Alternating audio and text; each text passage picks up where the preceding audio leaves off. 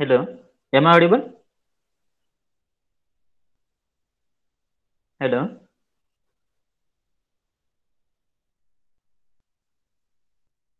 Okay, we will wait for another 2 minutes and after that we'll start. Let other people should join.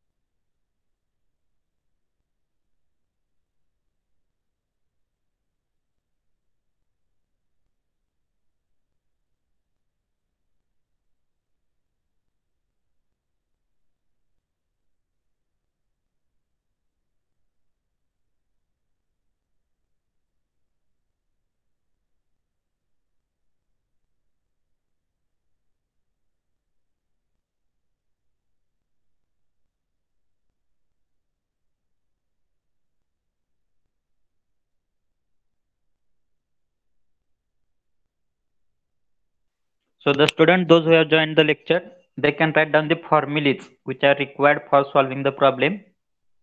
So in that or during that time, let other people should join. You have to now write down those or you have to note down those formulas. We are in the need of these formulas after while solving the problem.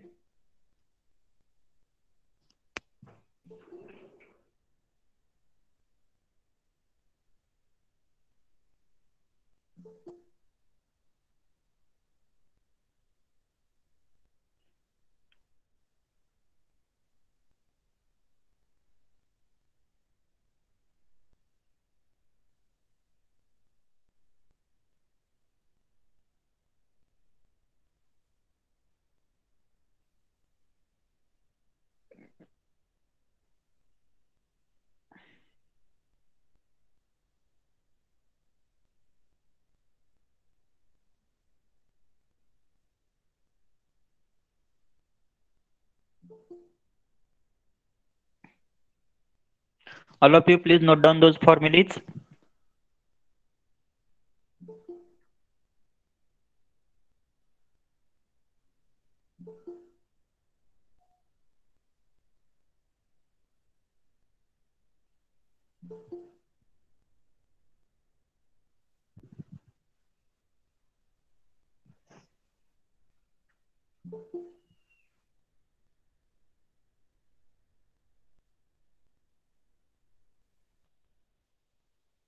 Have you completed?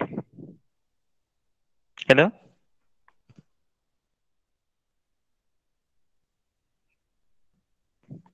Have you written all those formulas? Yes or no? Do it fast.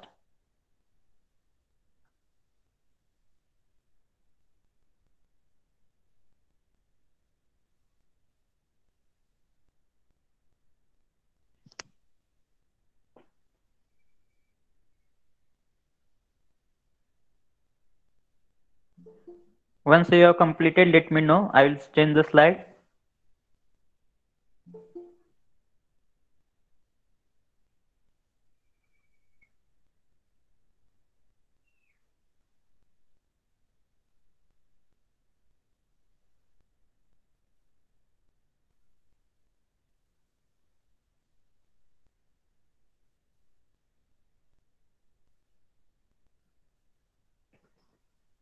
Have you completed?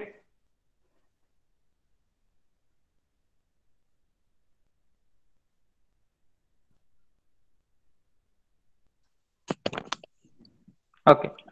Now related to the entropy, we have also seen the formulas related to the entropies for dry saturated vapor, for wet vapor, and for superheated vapor. Write down these three formulas.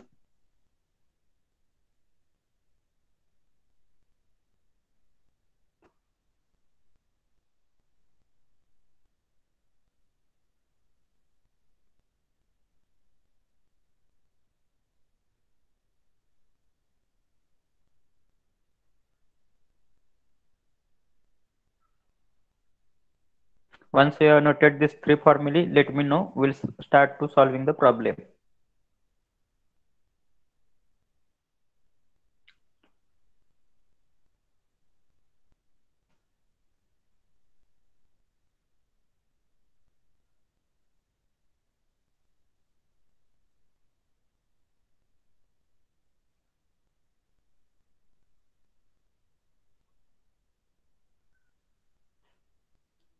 Why the strength is so less for today's lecture?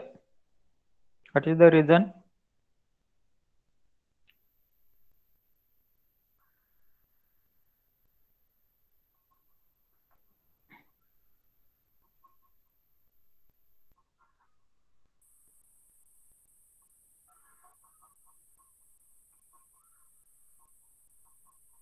Have you completed?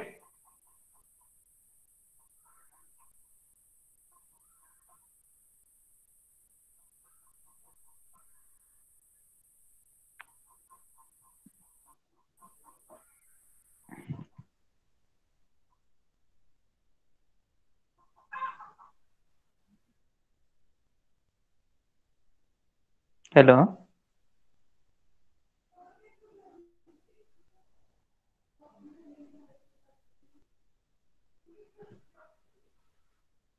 Okay. Shall we start to solve the problem? We'll take the first problem. So before taking the first problem, so whatever formulas which we require to solve the problem, those are nothing but first formula is related to the COP. How to find out the COP of any of the VCRS system? The formula to calculate the COP of any of the VCRS system is nothing but H1 minus H4 divided by H2 minus H1. So this is the first formula which we require to solve the problem. But only thing we have to take care that for each and every type, the position of point number one for each and every point, for each and every type, the position of point number one will goes on changing. That means that may be on saturated vapor line, that may be in superheated region, that may be in wet region, as well as here point number four or position of point number 4 will also goes on changing depending upon position of point number 3, because as point number 1 is goes on changing, similar in the same fashion the point number 2 will also goes on changing.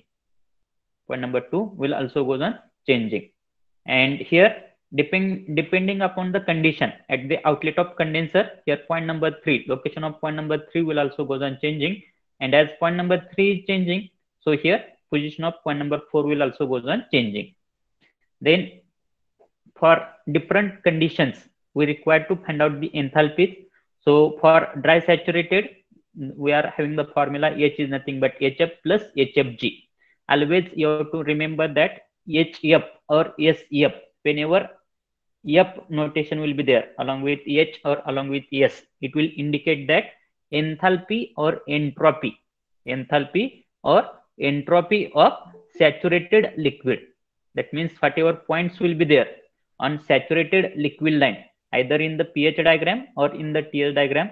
So if I want to find out the enthalpy, that will be denoted by HF, or entropy, that will be denoted by SF. So here for finding out the enthalpy in the wet region, any point in the wet region, we require to find out the, or we should know the dryness fraction. So HF plus X into HFG. Here always one more thing you have to keep in mind that HFG is nothing but, what is the meaning of HFG? What is the meaning of HFG? HFG is nothing but Hg minus HF. Hg minus HF, that is the meaning of HFG, and Hg or Sg is nothing but enthalpy or entropy on a saturated vapor line. त्या saturated paper line वरती कोणता जरी point असेल आणि त्याची जर enthalpy किंवा entropy calculate करायची असेल तर ते कोणत्या नोटेशन डिनोट केलं जातं? Sg किंवा Hg. Then for finding out the enthalpy in the superheated region, here Hg plus, Hg means here Hg means Hf plus Hfg, Hg plus Cp into delta T, that is also called as the degree of superheating, or that is also called as the T superheated minus T saturated. Then related to the entropy, we are again having three regions: dry, saturated, wet, and superheated. So here, in the same fashion as that we have find out the enthalpy, in the same fashion we have to find out the entropy also. Here also we require the dryness fraction in case of wet region, Cp into log of base E. Log of base E is nothing but, what is the meaning of log of base E? That is nothing but we have to take the natural log. If you are going to take the log in your calc while calculating the answer, if you are going to take the, instead of taking the natural log, if you are going to take the log itself with base 10, then your answer will be wrong.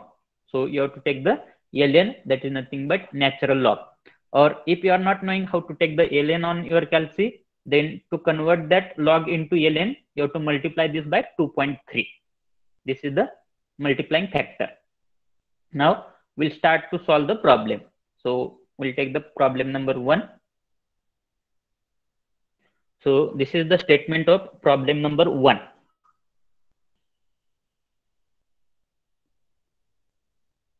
Whether it is visible to all, whether the screen is visible to all.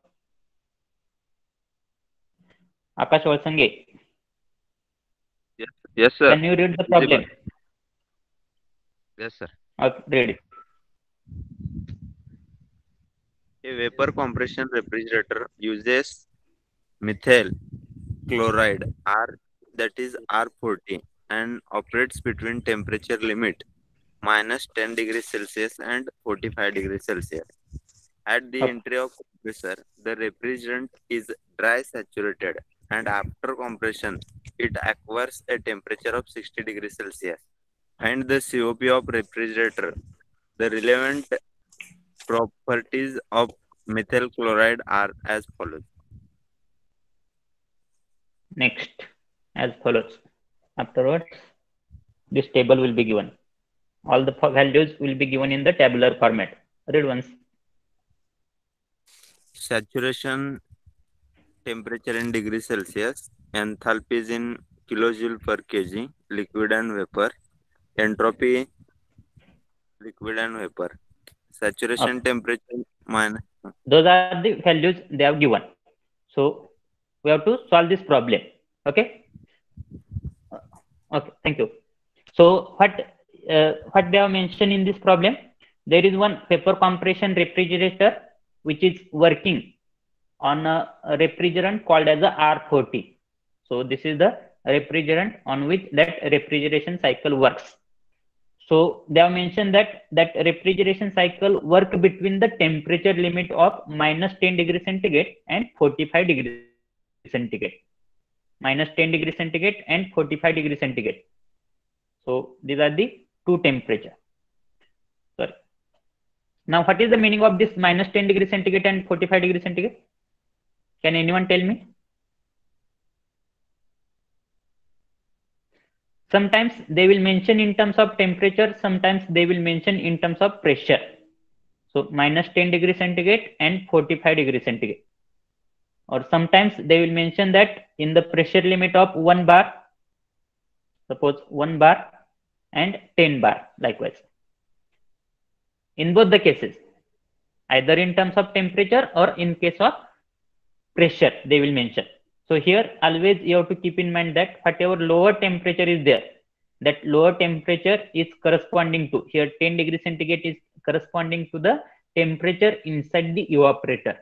Temperature inside the evaporator, and whatever higher temperature is there, that is corresponding to temperature inside the condenser. So first thing, whatever lower temperature is there, that is corresponding to temperature inside the evaporator, and this is nothing but temperature corresponding to condenser. And if instead of temperature they will use they will give in terms of pressure, then whatever lower pressure will be there, lower pressure corresponding to कशा related असतं lower pressure? Lower pressure will be corresponding to the evaporating pressure, and higher pressure will be corresponding to the condenser pressure. Okay. Now, what they have mentioned at the entry of compressor, that means they have given the location of or position of point number 1. So they have mentioned that at the entry of compressor means position of point number 1, the refrigerant is dry saturated. And after compression it acquires a temperature of 60 degrees centigrade. Only this much they have given related to the type of fisheries. Now who will tell what is the type of fisheries? आपण जे काय 7-8 type बघितलेले त्यापैकी कोणता type असणार आहे हा? Which is the type of fisheries? Entry of compressor. At the entry of compressor, the refrigerant is dry saturated. That means inlet of compressor is saturated vapor. Whether they have explained or whether they have mentioned related to the outlet of condenser, they have not mentioned related to the outlet of condenser. That means by default we have to consider the outlet of condenser as a saturated liquid. That means whatever type of fisheries is there, that is nothing but our standard type. That is inlet of compressor is saturated vapor, outlet of condenser is saturated liquid. They have mentioned one more thing, that is after compression. So as inlet of compressor is saturated vapor, so after compression there will be the superheated vapor. After compression obviously there will be the superheated vapor, and they have mentioned the temperature of that superheated vapor. That means they have mentioned this 60 degrees centigrade is nothing but the temperature of point number 2. 60 degrees centigrade is nothing but temperature of point number 2. What we have to find out here? We have to find out the value of COP. Find the COP of refrigerator. They have asked us only to find out the value of COP. The relevant properties of methyl chloride. They have given the relevant properties of methyl chloride. In the tabular format.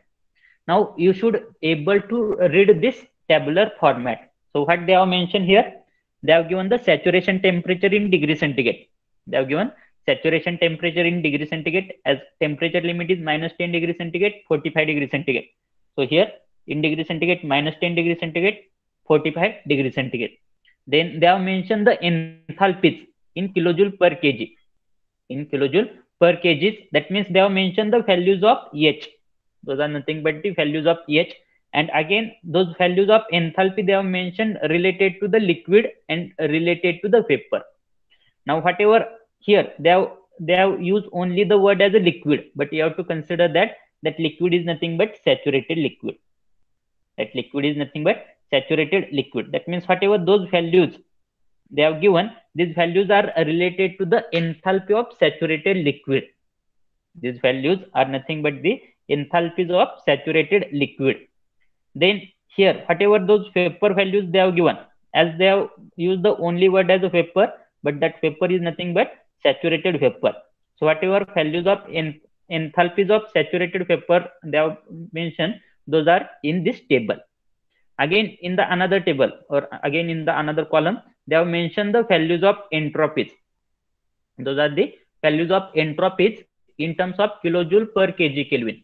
Values of entropies in terms of kilojoule per kg Kelvin. Again they have used the word as a liquid and vapor, but you have to consider that liquid is nothing but saturated liquid, that is entropy of saturated liquid, and this is nothing but the entropy of saturated vapor. So whatever this table they have mentioned, this is nothing but related to the values of entropy of saturated liquid, and this table is nothing but values of entropy of saturated vapor. Now how to solve this problem? So to solve this problem, first of all we require to write down the given data.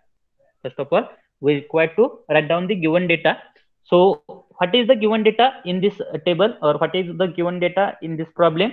So here, if you see, they have only mentioned the type of Fissaris system. So here, from the entry condition of compressor, we came to know that whatever type of Fissaris system is there, that is nothing but the standard Fissaris system. That is, inlet of compressor is saturated vapor, outlet of compressor, inlet of compressor is saturated vapor, outlet of condenser is saturated liquid. Then they have mentioned three temperature. Out of that, first one is -10 degrees centigrade, second one is 45 degrees centigrade, and third one is 60 degrees centigrade. Out of that, -10 degrees centigrade temperature is corresponding to evaporator. 45 degrees centigrade temperature is corresponding to 45 degrees centigrade temperature is corresponding to condenser, and 60 degrees centigrade temperature is corresponding to the vapor at the outlet of compressor. Only these three values they have provided, and rest of the values they have mentioned in terms of tabular format. Now, whatever those tabular format values are there, those we have to write in the given data. Those tabular format values we have to write in the given data.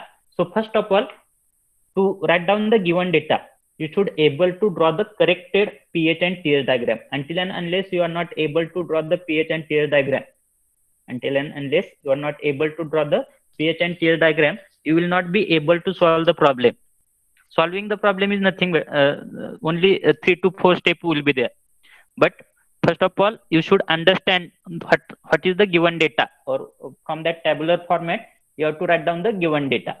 So first of all, we require to draw the pH diagram, and after that, we require to draw the TS diagram. So what is the type of Fissaris? Depending upon that type of Fissaris, we require to draw the pH diagram. So here, as type of Fissaris is nothing but inlet of compressor. Type of Fissaris is nothing but inlet of compressor is a saturated vapor, and as they have not mentioned the outlet of condenser, that's why we will consider the outlet of condenser as a saturated liquid. So whatever our pH diagram will be there, that pH diagram will be likewise, because we are knowing that here Fissaris system will consist of two pressure system. So we'll take the lower pressure line, we'll take the higher pressure line, we'll locate the position of point number 1 on the lower pressure line. That is, lower pressure is also called as the evaporating pressure, higher pressure is also called as the condenser pressure. So on a evaporating pressure, as inlet of compressor is saturated vapor, so we'll locate the point number 1 on a saturated vapor line, and after that we will follow the process. That is, 1 to 2 process is a isentropic compression, 2 to 3 is nothing but constant pressure heat rejection. Here 3 point, as they have not mentioned the outlet condition of condenser, we will consider it as a saturated liquid. 3 to 4, this should be dotted line. 3 to 4 should be isenthalpic expansion, and again 4 to 1 will be the constant pressure heat addition. So this will be the pH diagram for the given system. Similarly, we'll draw the TS diagram. For a given system. So here also there will be two pressure line. First pressure line will be called as the evaporating pressure line. So this will be evaporating pressure line. So, or this is also called as a low pressure line. So on a evaporating pressure line, we'll locate the point number 1 depending upon the type of Fissaris. What is the type of Fissaris? Inlet of compressor is a saturated vapor. That's why where that evaporating pressure line is intersecting the saturated vapor line, that will be our point number 1. After that, we will follow the process. That means isentropic compression, but during compression, pressure will increase from evaporating pressure to condenser pressure. So whatever another pressure line will be there, so this will be called as a condenser pressure line. So only follow the process. 1 to 2 isentropic compression, 2 to 3 constant pressure heat rejection. But after heat rejection, whatever outlet of condenser will be there, that will be the saturated liquid. So where that condenser pressure line is intersecting the saturated liquid line, that will be our point number 3. Then 3 to 4 will be considered as a isenthalpic expansion, and 4 to 1 will be again considered as a constant pressure heat addition. इथपर्यंत समजलं कसे pH आणि TS diagram draw करायची? Hello, have you understood up to here? Yes or no? Can you give your comment in the comment box? Have you understood up to here? Okay.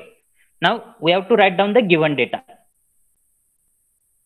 So for writing down the given data, first of all, they have mentioned the temperature range.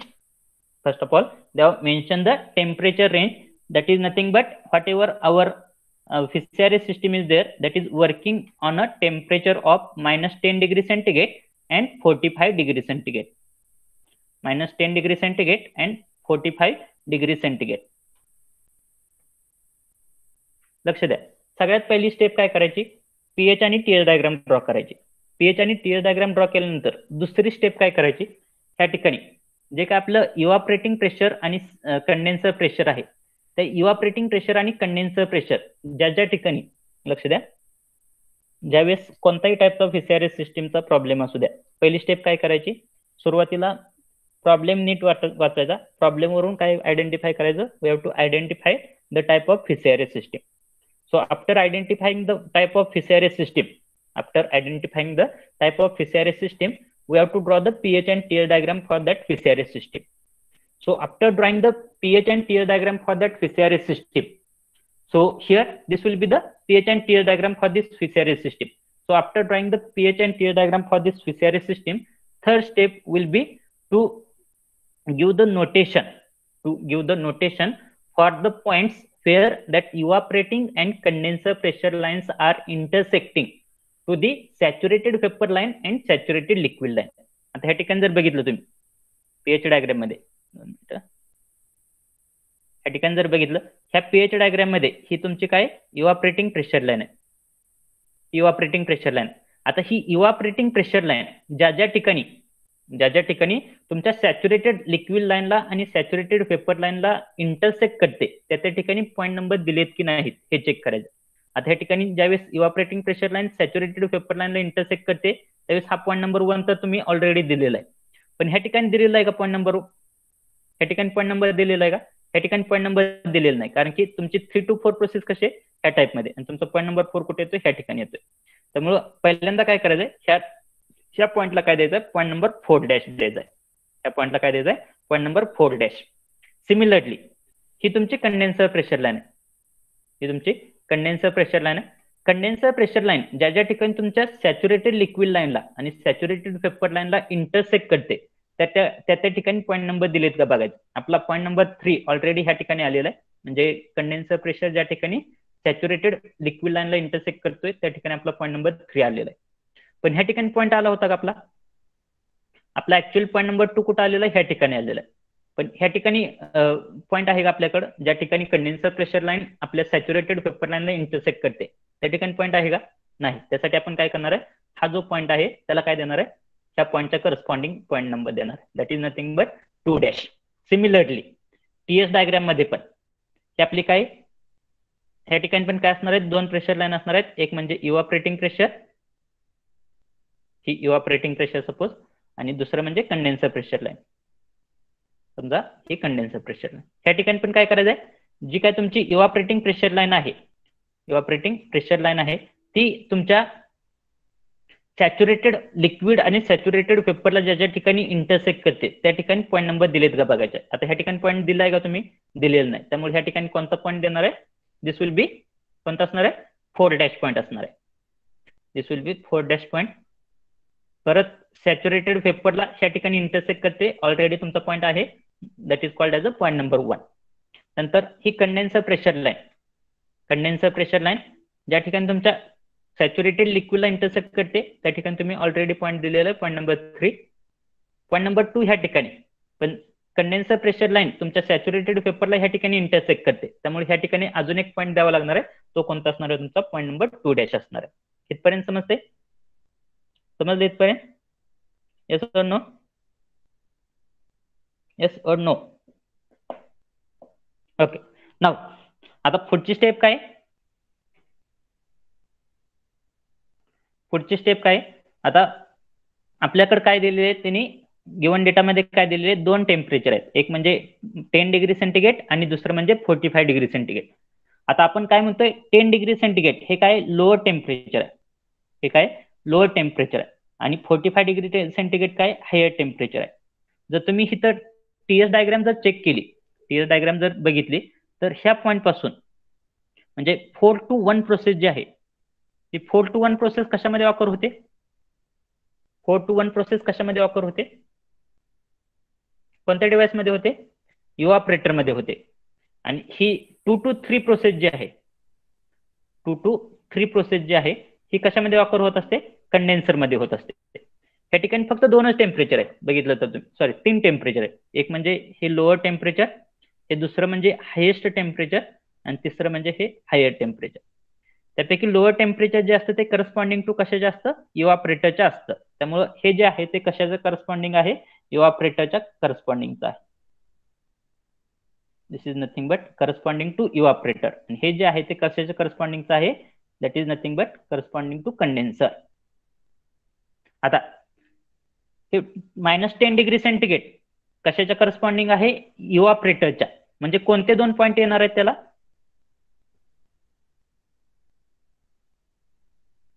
कोणत्या, म्हणजे -10 degree centigrade म्हणजे कोणतं temperature दिलंय exactly? आता temperature दिले म्हणून कोणते ते बघणार आहे तुम्ही डायग्राम? टीएस डायग्राम बघायचे. टेम्परेचर दिले त्यामुळे टीएस डायग्राम बघायचे. आता टीएस डायग्राम जर बघितली, तर हे -10 डिग्री सेंटीग्रेड म्हणजे कोणतं येणार आहे तुमचं? Corresponding to evaporator. म्हणजे ह्या ठिकाणी जर बघितलं तुम्ही, सॉरी टीएस डायग्राम मध्ये जर बघितलं, हा तुमचा पॉईंट नंबर 4' आहे, हा आहे 4'. सो 4' 4 आणि पॉईंट नंबर 1 या तिन्ही पॉईंटचं जर तुम्ही टेम्परेचर बघितलं, 4' 4 आणि पॉईंट नंबर 1 या तिन्ही पॉईंटचं जर टेम्परेचर बघितलं तर ते काय येते? सेमच येते. म्हणजे ते किती झालं? -10 डिग्री सेंटीग्रेड. सो पहिलं जे असणार आहे, पहिला गिवन डेटा काय असणार आहे? -10 डिग्री सेंटीग्रेड कशाच्या रिलेटेड आहे? 4' किंवा 4 किंवा तो म्हणजेच काय झाला आपला point number 1. So here T1 is equal to T4. T1 is equal to T4 which is equal to T4 dash which is equal to -10 degree centigrade.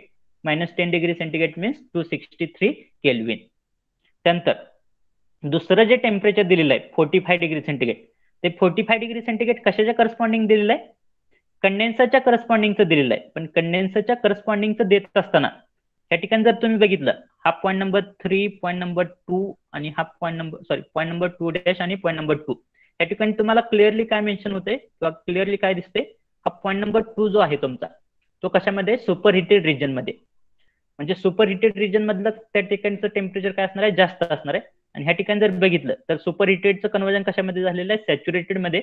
आणि सॅच्युरेटेड पेपरचं कन्वर्जन परत कशामध्ये झालेलं आहे? सॅच्युरेटेड लिक्विड मध्ये झालेलं आहे. म्हणजे सॅच्युरेटेड पेपरचं कन्वर्जन सॅच्युरेटेड लिक्विड मध्ये होत असताना ह्या ठिकाणी जे काय टेम्परेचर असणार आहे किंवा ह्या ठिकाणी काय होते? फक्त लॅटेंट हीट रिजेक्ट होते. लॅटेंट हीट रिजेक्ट होत असल्यामुळे ह्या ठिकाणी काय राहणार आहे? टेम्परेचर सेम राहणार आहे. म्हणजे जे काय 45 डिग्री सेंटीग्रेड टेम्परेचर दिलेलं आहे ते कशाच्या करस्पॉन्डिंगचं आहे? पॉईंट नंबर 3 किंवा पॉईंट नंबर 2' करस्पॉन्डिंगचं आहे. So T3 here, T3 which is nothing but equal to T2 dash which is equal to 45 degree centigrade which is nothing but equal to 318 Kelvin. अजून एक टेम्परेचर दिलं होतं. कोणतं आहे अजून एक टेम्परेचर? 60 degree centigrade. आणि त्या 60च्या करस्पॉन्डिंग काय सांगितलं होतं ते? That is nothing but the temperature after compression. After compression the refrigerant achieve the temperature as a 60 degree centigrade. तर ही कॉम्प्रेशनची प्रोसेस आहे. 1 to 2 प्रोसेस जी आहे ती कॉम्प्रेशनची प्रोसेस आहे. आणि आफ्टर कॉम्प्रेशनचा जो काय पॉईंट आहे तो कोणता पॉईंट आहे आपला? पॉईंट नंबर 2 आहे. आफ्टर कॉम्प्रेशनचा जो पॉईंट आहे तो आहे point number 2. That means temperature corresponding to point number 2 is nothing but 60 degree centigrade. So whatever this temperature is there, this is nothing but 60 degree centigrade. So third given data will be T2 is equal to 60 degree centigrade. T2 is equal to 60 degree centigrade. आता इथपर्यंत समजलं का सगळ्यांना? Please mention yes or no in the chat box. Do it fast. इथपर्यंत समजले सगळ्यांना? Okay. आता हा टेबल कसा रीड करायचा? नेक्स्ट जी गोष्ट आहे ती आपल्याला काय करायचं आहे? हा टेबल रीड करायचा. Now how to read this table? Simply आपल्याला फक्त पहिल्यांदा आयडेंटिफाय काय करायचं आहे? त्या टेबलमध्ये दोन रो दिलेले असतात. त्यापैकी एक रो कशाच्या करस्पॉन्डिंग असते? लो प्रेशरच्या म्हणजेच इव्हापरेटरच्या करस्पॉन्डिंग असते, आणि दुसरी जी असते ती कशाच्या करस्पॉन्डिंग असतं, कंडेन्सरच्या करस्पॉन्डिंग असतं. आता ह्या ठिकाणी आयदर प्रेशर देतात किंवा टेम्परेचर देतात किंवा दोन्ही पण देतात, प्रेशर आणि टेम्परेचर पण देतात. आता टेम्परेचर दिलं तर काय करायचं, लो टेम्परेचर जे आहे त्या रेंज मधलं जे काही लोएस्ट टेम्परेचर आहे ते कशाचं असणार आहे, तुमच्या इव्हापरेटरचं असणार आहे. हाय टेम्परेचर जे आहे ते कशाचं असणार आहे, कंडेन्सरचं असणार आहे. किंवा प्रेशर जर दिलं असेल 1 बार 10 बार किंवा 1 बार 25 बार किंवा 2.5 बार 7 बार लाईकवाईज, तर त्या केसमध्ये लोएस्ट प्रेशर जे असतं ते कशाच्या करस्पॉन्डिंग असणार आहे, इव्हापरेटरच्या करस्पॉन्डिंगचं असणार आहे. हायेस्ट प्रेशर जे असते ते कशाच्या करस्पॉन्डिंग असणार आहे, कंडेन्सरच्या करस्पॉन्डिंग असणार आहे. आता ह्या ठिकाणी temperature in terms of temperature दिलेलं आहे, त्यामुळं हे जे आहे हा कशाच्या करस्पॉन्डिंग आहे, लोएस्ट म्हणजे इव्हापरेटरच्या करस्पॉन्डिंग आहे. त्यामुळं ह्या ठिकाणी मी काय करणार, हा जो कॉलम आहे किंवा ही जी रो आहे ते कशाच्या करस्पॉन्डिंगची आहे, इव्हापरेटरच्या करस्पॉन्डिंगची आहे. ही जी रो आहे ती कशाच्या करस्पॉन्डिंगची आहे, इव्हापरेटरच्या करस्पॉन्डिंग आहे. त्यामुळे मी ह्याला काय म्हणणार आहे, प्रेशर जे असणार आहे ह्या रोच्या संदर्भातलं ते कोणतं असणार आहे, इव्हापरेटिंग प्रेशर असणार आहे.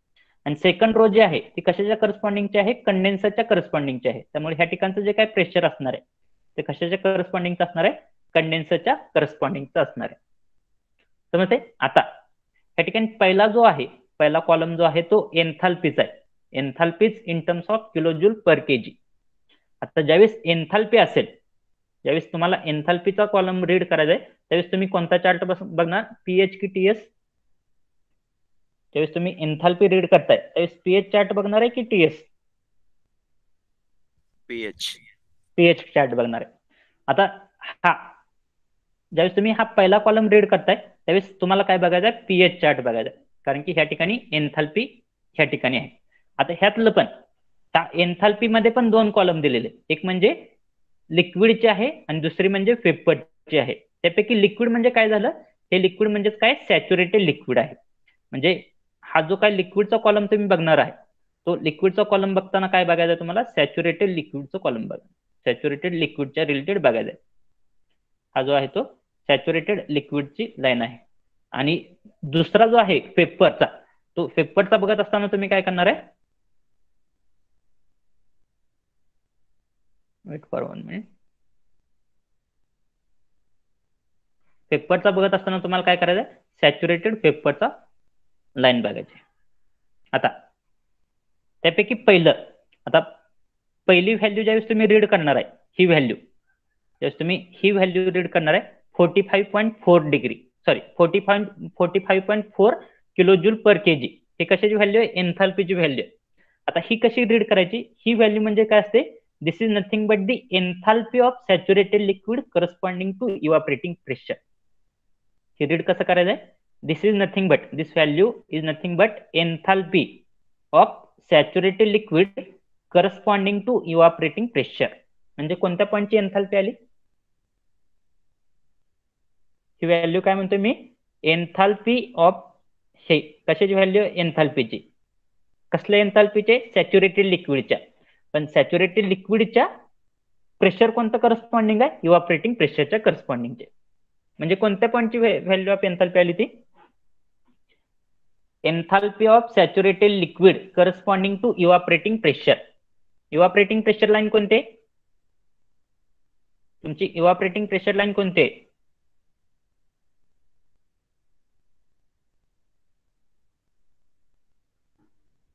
this is nothing but the your evaporating pressure line, this is nothing but your evaporating pressure line. आता evaporating pressure line च्या ही जी एन्थाल्पी आहे ती कशाची आहे, enthalpy of saturated liquid corresponding to evaporating pressure. हे तुमचं इव्हापरेटिंग प्रेशर झालं. इव्हापरेटिंग प्रेशरच्या करस्पॉन्डिंग कोणते, सॅच्युरेटेड लिक्विड. सॅच्युरेटेड लिक्विड म्हणजे कोणते झाला, कोणता पॉईंट झाला,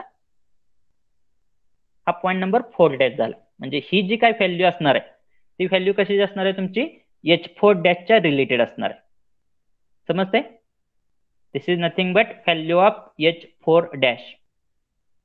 Why H4 dash? Because H4 dash is indicating the enthalpy of saturated liquid. ठीक आहे, saturated liquid corresponding to evaporating pressure. इथपर्यंत समजलं. Now whatever second column is there here, whatever this second value is there, how to read this value, ही म्हणजे काय असणार आहे तुमचे, कोण सांगेल, कोणतरी एकाने सांगा. ह्याला काय म्हणणार आहे मी, एन्थाल्पी ऑफ सॅच्युरेटेड वेपर. काय झालं, enthalpy of saturated vapour corresponding to evaporating pressure. Enthalpy of saturated vapour corresponding to evaporating pressure म्हणजे कोणत्या पॉईंटची झाली ही एन्थाल्पी म्हणून पीएच चार्ट. सॅच्युरेटेड वेपर म्हणजे कोणती झाली ही तुमची, ही लाईन बघणार. करस्पॉन्डिंग टू प्रेशर कोणता आहे, इव्हॅपोरेटिंग प्रेशर म्हणजे कोणत्या पॉईंटची एन्थाल्पी झाली ती, that is nothing but the enthalpy of H1. So whatever another value they have given, that is nothing but the value of H1. So this is nothing but the value of H1. आपल्याला सुरुवातीला कशाची बघायचे, enthalpy बघायचे. आता मला ही जर value read करायची असेल, नेक्स्ट व्हॅल्यू,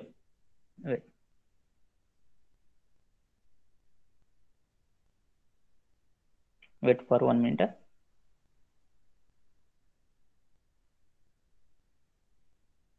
हा एकदा टेबल समजला कसं टेबल मधल्या व्हॅल्यू घ्यायचे, त्यानंतर प्रॉब्लेम मध्ये काहीच नाही.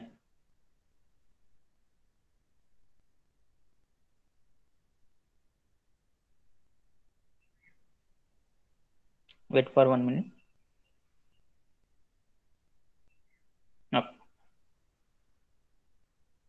Now here if I want to read this value, how to read this value, ही व्हॅल्यू म्हणजे कशाचे, एन्थाल्पीचे. कसले एन्थाल्पीचे, सॅच्युरेटेड लिक्विडच्या. करस्पॉन्डिंग प्रेशर कोणता आहे, evaporating pressure. So this will be this value can be read as this is nothing but the enthalpy of saturated liquid corresponding to evaporating pressure. आता ही झाली तुमची evaporating pressure line.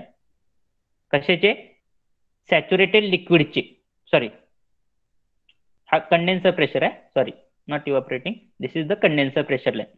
So this can be read as enthalpy of saturated liquid corresponding to condenser pressure. ही वरचा जो row होती, वरची जी row होती ती इव्हॅपोरेटरच्या करस्पॉन्डिंग आहे, खालची जी आहे ती कंडेन्सरच्या करस्पॉन्डिंग आहे.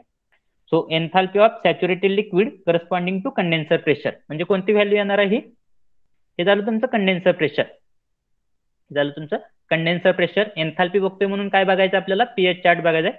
आता ही जी आहे ती कसली एन्थाल्पी आहे, सॅच्युरेटेड लिक्विडची आहे. सॅच्युरेटेड लिक्विड म्हणजे ही एन्थाल्पीची लाईन ज्या ठिकाणी तुमच्या सॅच्युरेटेड लिक्विडला इंटरसेक्ट करेल त्या पॉईंटची एन्थाल्पी म्हणजे कोणत्या पॉईंटची एन्थाल्पी झाली ती, H3 ची. So this will be the value of H3. This will be the value of H3. Then next column, ही व्हॅल्यू कशाची असेल सांगा कोणतरी, ही व्हॅल्यू आता कशाची असेल, this can be read as enthalpy of saturated vapour. Enthalpy of saturated vapour corresponding to condenser pressure. Condenser pressure म्हणजे हे झालं कंडेन्सर प्रेशर, सॅच्युरेटेड वेपर म्हणजे हा पॉईंट झाला सॅच्युरेटेड वेपर. म्हणजे ती एन्थाल्पी कशाची असणार आहे, H2 डॅशची असणार आहे. This will be the enthalpy of H2 dash. समजलं, yes or no, yes or no. Okay, now second column. आता आपल्याला काय बघायचं आहे, सेकंड कॉलम बघायचा. सेकंड कॉलम कशाच्या रिलेटेड आहे, सेकंड कॉलम कशाच्या रिलेटेड आहे, एंट्रोपी. काय हेडिंग, सेकंड कॉलमचं हेडिंग काय, एंट्रॉपी. सेकंड कॉलमचं जे काय हेडिंग आहे ते काय, एंट्रॉपी. एंट्रॉपी आहे त्यामुळे कोणता चार्ट बघणार आहे मी, पीएच चार्ट बघणार की TS. So now I have to refer the TS chart. I have to refer the TS chart. Out of that first value, how should I read this value? This is nothing but the entropy of saturated liquid. This is nothing but the entropy of saturated liquid corresponding to evaporating pressure. आता evaporating pressure line कोणती असते या ठिकाणी, ही जी line आहे ती कोणते, इव्हॅपोरेटिंग pressure line आहे, बरोबर आहे, अशा टाइप मध्ये. आता पहिली जी व्हॅल्यू ती कशाची आहे, इव्हॅपोरेटिंग प्रेशरच्या सॅच्युरेटेड लिक्विडची आहे एंट्रॉपी. आता सॅच्युरेटेड लिक्विड कुठे आहे, या ठिकाणी काय सॅच्युरेटेड लिक्विड आहे, म्हणजे ही कोणती व्हॅल्यू झाली, this is nothing but value of S4 dash. This is nothing but value of S4 dash त्यानंतर ही जी व्हॅल्यू आहे ती कशाची व्हॅल्यू येणार आहे कोण सांगेल? How to read this? This is nothing but the entropy of saturated vapour. This is nothing but entropy of saturated vapour corresponding to evaporating pressure. हे झालं तुमचं इव्हॅपोरेटिंग प्रेशर. सॅच्युरेटेड पेपर म्हणजे हा पॉईंट झाला, म्हणजे ती झाली तुमची value of S1. This is nothing but value of S1. त्यानंतर हा नेक्स्ट त्याला काय म्हणणार आहे? कोणतरी एकाने सांगा काय म्हणायचं झालं? This value can be read as a, कसं रीड करायचं कोणतरी सांगा. S3 बरोबर आहे, पण रीडिंग कसं करायचं? For your understanding, liquid entropy of saturated liquid corresponding to evaporative pressure. No condenser pressure. This is the condenser pressure. हे जे आहे ते कंडेन्सर आहे. See. So entropy of saturated liquid corresponding to condenser pressure. म्हणजे तुम्हाला कोणती line बघायची आहे ह्या ठिकाणी? कंडेन्सर प्रेशरची लाईन बघायची आहे. कंडेन्सर प्रेशरची लाईन कोणती आपली? ही जी लाईन आहे, सॉरी, ही जी लाईन आहे ती आपली कंडेन्सर प्रेशरची आहे. कंडेन्सर प्रेशरचे सॅच्युरेटेड लिक्विडची एंट्रॉपी, म्हणजे सॅच्युरेटेड लिक्विड ज्या ठिकाणी इंटरसेक्ट करते तो म्हणजे पॉईंट नंबर 3 झाला. So this is nothing but the value of S3. This is nothing but value of S3. आणि फायनल कोणती व्हॅल्यू आहे? This value is nothing but value of S2 dash. Why? Because this is nothing but entropy of saturated vapour corresponding to condenser pressure. Condenser pressure ज्या ठिकाणी तुमच्या saturated पेपरला intersect करेल तो म्हणजे तुमचा पॉईंट झाला S2 डॅश. समजलं? टॅब्युलर फॉर्मॅट मधल्या व्हॅल्यू गिवन डेटामध्ये कशा लिहायचं समजलं का सगळ्यांना? काय डाऊट आहे का इथपर्यंत? Are you having any doubt? If you are having any doubt you can ask. काय आहे का problem? Okay, now will write down those values. So first of all, चला आता अजून एक, ते HF आणि HG लक्ष द्या. HF आणि HG मध्ये करायचं आहे की राहू द्या ह्याचं H4 H1 मध्ये? ऍज इट इज राहू द्या, काय प्रॉब्लेम नाही, without confusion. So first value is nothing but 45.4. So given data, so first value 45.4 is nothing but H4 dash. H4 dash ला मी काय म्हणत असतो? हा पॉईंट कशावरती? सॅच्युरेटेड लिक्विड लाईन वरती. सॉरी, हा कशावरती? सॅच्युरेटेड लिक्विड लाईन वरती. त्यामुळे मी त्याला काय म्हणू शकतो? HF1 पण म्हणू शकतो. दुसरी जी व्हॅल्यू आहे ती कशाची? H1 ची 460.7 कशाची व्हॅल्यू आहे? H1 ची. H1 ची म्हणजे हा पॉईंट कशावरती? सॅच्युरेटेड पेपर लाईन वरती. त्यामुळे त्याला मी काय म्हणू शकतो? HG1 पण म्हणू शकतो. HG1 किंवा त्याला मी काय म्हणणार आहे? H1 पण म्हणणार आहे. ते HF HG डोक्यात घुसत नसेल तर सोडून द्या, काय प्रॉब्लेम नाही. त्यानंतर तिसरी जी व्हॅल्यू आहे ती कशाची आपली? H2 डॅश ची व्हॅल्यू आहे. अजून एक लक्षात घ्या, सॉरी, तिसरी जी व्हॅल्यू आहे ती H3 ची व्हॅल्यू आहे 133. ही जी व्हॅल्यू आहे ती कशाची आहे? H3 ची व्हॅल्यू आहे. पण ह्या ठिकाणी जर बघितलं तुम्ही, H3 म्हणजेच काय असतं? तुमचं H4 असतं, कारण की 3 to 4 प्रोसेस कशी असते? H3 म्हणजेच काय असतं? H4 असतं, कारण की 3 to 4 प्रोसेस कशी असते? आयसेंथाल्पिक एक्सपान्शनची प्रोसेस असते. That's why H3 is equal to H4. H3 is equal to H4. त्यालाच मी काय म्हणू शकतो? HF3 पण म्हणू शकतो. आणि ही जी व्हॅल्यू आहे ती कशाची आहे तुमची? Hg2 चे, सॉरी, H2 चे, H2 डॅश ची आहे, त्यालाच मी काय म्हणू शकतो? Hg2 पण म्हणू शकतो. 483.6. सिमिलरली आपल्या कशाची व्हॅल्यू असणार आहेत? एंट्रॉपीच्या पण व्हॅल्यू असणार आहे. त्या काय व्हॅल्यू बघितलीत आपण? ही S1, S3, S2 dash, S4 dash ह्या व्हॅल्यू आपल्या कशाची असणार आहे? आता फक्त ह्या ठिकाणी काय लक्षात ठेवायचं तुम्हाला? तुमची 1 to 2 प्रोसेस जी असते, 1 to 2 प्रोसेस, ही कसली प्रोसेस आहे तुमची? 1 to 2 प्रोसेस, 1 to 2 प्रोसेस कशी आहे तुमची? आयसेंट्रोपिक कॉम्प्रेशन. Isentropic compression. म्हणजे ह्या 1 to 2 प्रोसेस साठी जी काही एंट्रॉपी असणार आहे ती काय असणार आहे तुमची? सेम असणार आहे. म्हणजे ज्या ठिकाणी तुमची S1 ची व्हॅल्यू आहे, S1 म्हणजेच काय असतं तुमचं? S1 म्हणजेच काय असतं? S2 डॅश असतं. सॉरी, S1 म्हणजेच काय असतं? S2 असतं, कारण की 1 to 2 प्रोसेस जी आहे ती कशी आहे तुमची? आयसेंट्रॉपिक कॉम्प्रेशनची आहे. फक्त काय लक्षात ठेवायचं आहे, H3 म्हणजे H4 असतं, कारण की 3 to 4 प्रोसेस कशी आपली आयसेंथाल्पिक एक्सपान्शनची एन्थाल्पी कॉन्स्टंट राहत असते 3 to 4 प्रोसेसमध्ये. त्यामुळे H3 is equal to H4. आणि 1 to 2 प्रोसेसमध्ये एंट्रॉपी कॉन्स्टंट राहत असते, कारण की ती प्रोसेस कशी आहे आयसेंट्रॉपिक कॉम्प्रेशनची प्रोसेस असते. त्यामुळे S1 म्हणजेच काय असणार आहे तुमचं S2 असणार आहे. S1 म्हणजेच S2 असणार आहे. आणि या ठिकाणी S2 डॅशची पण व्हॅल्यू दिलेली आहे. आता आपल्याला काय विचारलेलं आहे ह्यामध्ये, कशाची व्हॅल्यू विचारलेली? कंप्लीट प्रॉब्लेम मध्ये काय विचारलेलं आहे? COP of refrigerator. We have to find out the COP of this system.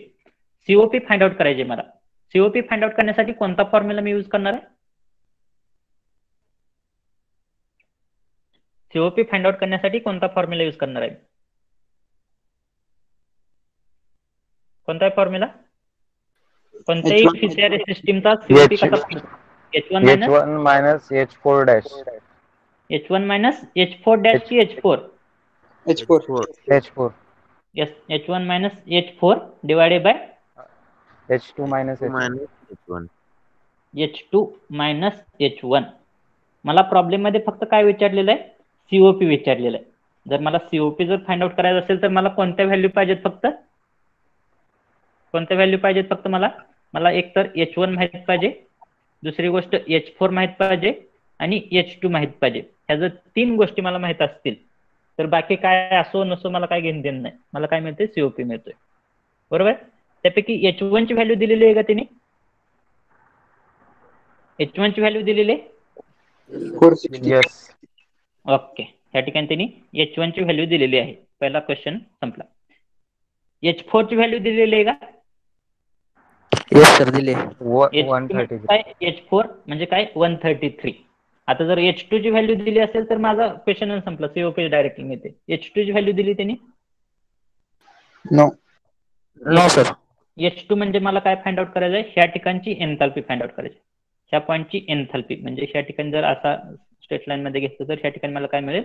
H2 मिळेल. H2 दिलेला आहे का तिने? H2 दिलेला आहे? दिलाय की नाही? No.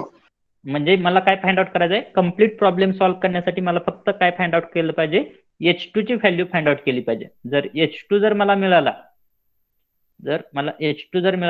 तर माझा काय होतोय? प्रॉब्लेम कम्प्लीट सॉल्व्ह होतोय. So I am not knowing the value of H2.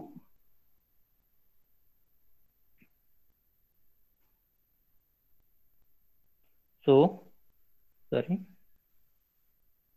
As here H2 is unknown.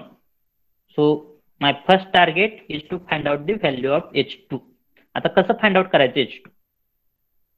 कोण सांगेल? H2 मला फाइंड आउट करायचं आहे. H2 कसं फाइंड आउट करणार? आता पॉईंट नंबर 2 कोणत्या रिजन मध्ये? Point number 2 Saturated. Superated vapor. ज्यावेळेस बघायचं असेल एन्थाल्पी, ज्यावेळेस बघायचे त्यावेळेस pH डायग्राम, एन्ट्रॉपी बघायची असेल तर TS डायग्राम. आता H2 फाइंड आउट करायचं आहे. H म्हणजे एन्थाल्पी म्हणजे कोणतं पॉईंट कोणती डायग्राम बघणार आहे मी? pH डायग्राम बघणार आहे. कोणत्या रिजन मध्ये? सुपरहिटेड रिजन मध्ये. सुपरहिटेड मधला जर मला एन्थाल्पी कॅल्क्युलेट करायची असेल, म्हणजे जर मला ह्या ठिकाणची एन्थाल्पी कॅल्क्युलेट करायची असेल तर सुपरहिटेड मधला फॉर्म्युला मला माहित आहे. फॉर्म्युला पाठ करायची गरज नाही, सांगतो कसं लक्षात ठेवायचं. जर मला ह्या ठिकाणची जर एन्थाल्पी फाइंड आउट करायची असेल, एन्थाल्पी H2 ह्या ठिकाणची जर फाइंड आउट करायची असेल तर कशी फाइंड आउट करणार आहे? मला ह्या ठिकाणची माहिती असली पाहिजे. बरोबर. ह्या ठिकाणची माहिती आहे का बघायचं? ही म्हणजे काय झाली माझी? H2 डॅश झाली. ही म्हणजे काय झाली? H2 डॅश झाली. प्लस ह्या H2 डॅश मध्ये मी काय करणार आहे? ही एवढी डेल्टा H ऍड करणार आहे. H2 डॅश मध्ये एवढी डेल्टा H ऍड करणार आहे. डेल्टा H म्हणजे ह्या ठिकाणी काय असणार आहे? डेल्टा H म्हणजे T सॅच्युरेटेड. डेल्टा H कशी फाइंड आउट करतो आपण? T superheated minus T saturated. ते डेल्टा T झालं. मला डेल्टा H पाहिजे. CP delta T. CP into delta T म्हणजे मला जर H2 फाइंड आउट करायचं असेल, या ठिकाणी मला H2 अननोन आहे. H2 जर फाइंड आउट करायचं असेल तर मला फॉर्म्युला काय माहित आहे? H2 dash plus delta H म्हणजे काय झालं? CP into delta T. CP into delta T. आता डेल्टा T म्हणजे कोणता टेम्परेचर डिफरन्स घेणार आहे मी? डेल्टा टी म्हणजे कोणता घेणार आहे, 2 आणि T2 डॅश. T2 आणि T2 डॅश मधला टेम्परेचर डिफरन्स घेणार आहे. कोणतं टेम्परेचर जास्त आहे, टेम्परेचर बघायचं म्हणून कोणती डायग्राम बघणार मी, TS डायग्राम बघणार.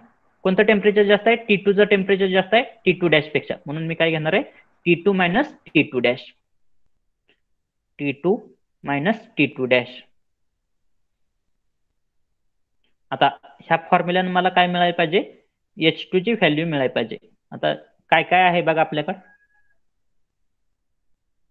H2 डॅश आहे का आपल्याकडे, व्हॅल्यू ऑफ H2 डॅश आहे का, यस इथं सर आहे. व्हॅल्यू ऑफ H2 डॅश आहे आपल्याकडे, म्हणजे काय प्रॉब्लेम नाही.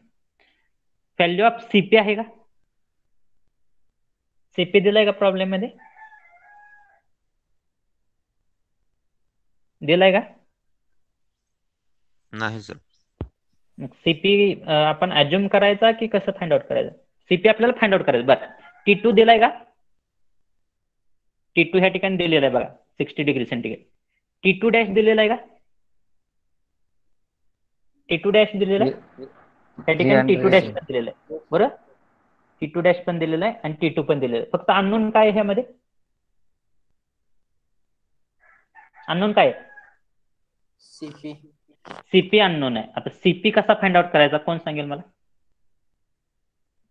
या ठिकाणी जर बघितलं तर काय आहे, CP अननोन आहे, म्हणजे अजून एक अडथळा आला आपल्याला. आपल्याला सुरुवातीला काय वाटत होतं, जर फक्त H2 कॅल्क्युलेट केलं तर डायरेक्टली मला कशाची व्हॅल्यू मिळते, COP ची व्हॅल्यू मिळते आणि मला 5 मार्क मिळतात किंवा 7 मार्क मिळतात. पण H2 फाइंड आउट करण्यासाठी अजून काय कॅल्क्युलेट करावं लागतंय, मला CP कॅल्क्युलेट करावं लागतंय. CP कसा कॅल्क्युलेट करायचा, कोण सांगेल आता.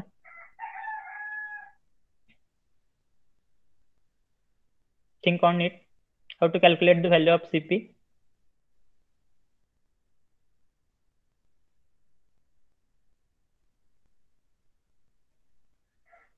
कोण सांगेल. ज्यावेळेस एन्थाल्पी वरून सुचत नाही त्यावेळेस दुसरे काय दिले बघायचं, एंट्रोपी दिलेले, एंट्रोपी वरून कॅल्क्युलेट करता येईल का CP.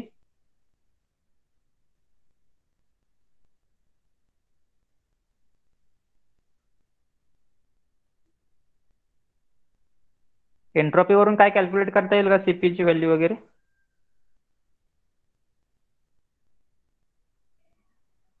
खाजवा डोकं थोडंफार.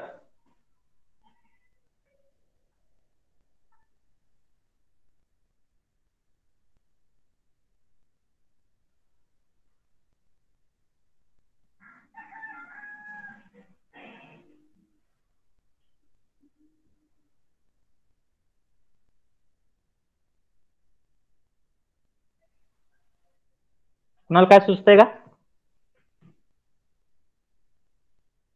होय की नाही, लक्ष द्या. मला काय पाहिजे, CP फाइंड आउट करायचं आहे. आता CP जर फाइंड आउट करायचं असेल तर एंट्रोपीच्या फॉर्म्युल्यामध्ये, कोणत्या एंट्रोपीच्या फॉर्म्युल्यामध्ये CP ची व्हॅल्यू येते का, आहे का कोणत्या, सुपरहिटेडच्या फॉर्म्युल्यामध्ये आपल्याला CP ची व्हॅल्यू माहित आहे. आता ह्या ठिकाणी 2 ची व्हॅल्यू माहित आहे का, H2 माहित आहे का मला, H2 माहित आहे, कारण की S1 म्हणजेच काय, H2 आहे. मला काय माहित आहे, S1 ही जी काय S1 ची व्हॅल्यू आहे तीच म्हणजे काय, S2 ची व्हॅल्यू आहे. बरोबर. आता S2 पॉईंट कुठं, कोणत्या रिजन मध्ये, सुपरहिटेडच्या रिजन मध्ये S2 पॉईंट आहे. जर मी S2 चा फॉर्म्युला जर लिहिला, S2 चा फॉर्म्युला काय येणार आहे ह्या ठिकाणी, जर मला ह्या ठिकाणची जर एंट्रोपी कॅल्क्युलेट करायची असेल, आता माझ्याकडे आहे तो भाग सोडून द्या, मला हा काय माहित आहे, S2 माहित आहे. जर मला S2 ची जर व्हॅल्यू ऑफ एंट्रोपी कॅल्क्युलेट करायची असेल तर मला कशाची माहिती पाहिजे, S2 डॅश ची माहिती पाहिजे. बरोबर आहे का, म्हणजे S2 dash, S2 dash, S2 dash मध्ये मी काय करणार आहे, प्लस हा डेल्टा S ऍड करणार आहे. S2 डॅश मध्ये काय करणार आहे, हा डेल्टा S ऍड करणार आहे. So S2 is equal to, formula काय येणार आहे, S2 is equal to S2 dash, S2 dash plus delta S. Delta S कसा कॅल्क्युलेट करतोय आपण, डेल्टा S कसा कॅल्क्युलेट करतोय आपण, CP into ln of, CP into ln of T superheated divided by T saturated. T superheated म्हणजे कोणता point झाला, T2 चा झाला. सो T सुपरहिटेड म्हणजे काय झाला, T2 divided bye T saturated म्हणजे काय झाला? टी सॅच्युरेटेड म्हणजे कोणता झाला? T2 dash. बरोबर आहे? लक्ष द्या. त्या फॉर्म्युल्यात मला S2 ची व्हॅल्यू मिळते का? फॉर्म्युला बरोबर आहे का? होय की नाही? एवढं सांगा. फॉर्म्युल्यामध्ये कन्फ्युजन आहे का? फॉर्म्युला बरोबर आहे? बाकीच्यांना समजला? फॉर्म्युला कसा लिहितोय समजला? ते पाठीमागचे पाठ करायच्या भानगडीत पडू नका. इथं लक्ष द्या, सिंपल मध्ये कळतंय. आपल्याला काय करायचं आहे? T2 ची S2 ची व्हॅल्यू माहित पाहिजे किंवा S2 ची व्हॅल्यू कॅल्क्युलेट करायची. तर ह्या ठिकाणची व्हॅल्यू कॅल्क्युलेट करण्यासाठी जर मला काय पाहिजे? ह्या ठिकाणची व्हॅल्यू माहित पाहिजे. म्हणजे S2 डॅश आहे का माझ्याकडे? आहे. मग मी काय करणार आहे? ते S2 डॅश मध्ये काय करणार आहे? डेल्टा S ऍड करणार आहे. डेल्टा S म्हणजे काय असतं? CP into ln of T superheated divided by T saturated.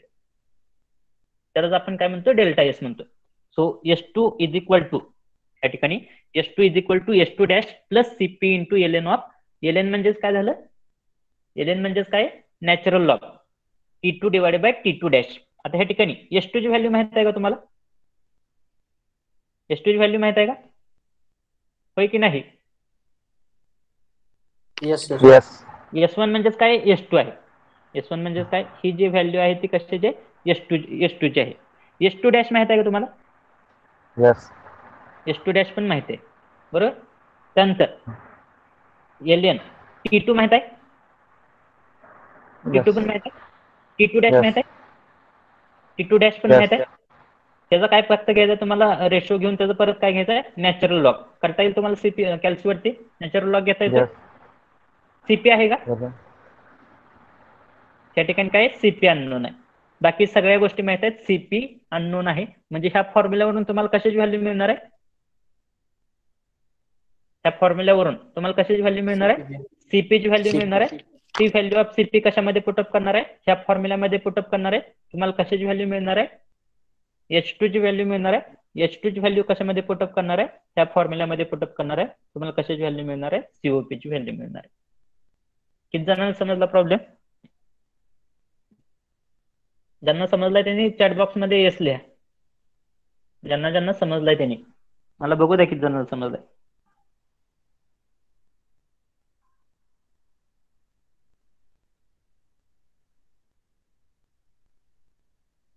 बाकीचे समजला नसतील तर क्वेश्चन विचारा.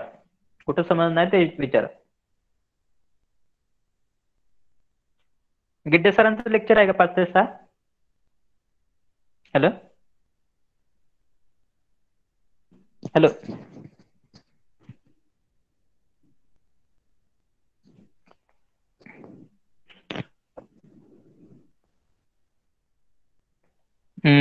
असं करूया का? हा एक प्रॉब्लेम आणि अजून एक प्रॉब्लेम घेतो मी लेक्चर कंटिन्यू करतो. एक प्रॉब्लेम अजून घेऊन आपण लेक्चर कम्प्लीट करूया. 5:30 ला संपू द्या, नाही तर 5:45 ला संपू द्या. चालेल तसं?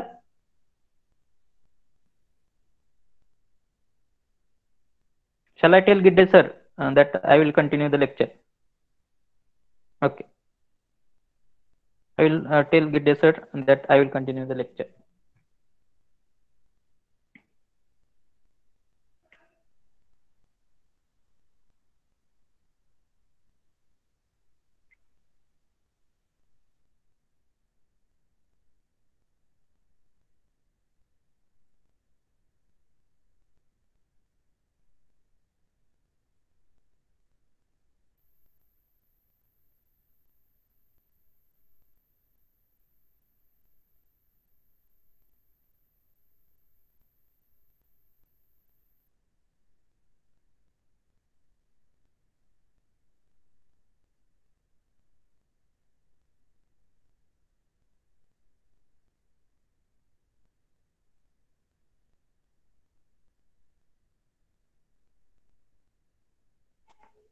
Okay.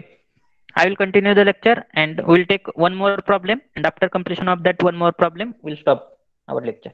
Will it be okay? Hello. Will it be okay? Okay. Now, have you understood how to solve the problem? Procedure? Have you understood? Now we will solve the problem. That means whatever step I have told you, same step will follow and I will show the answer.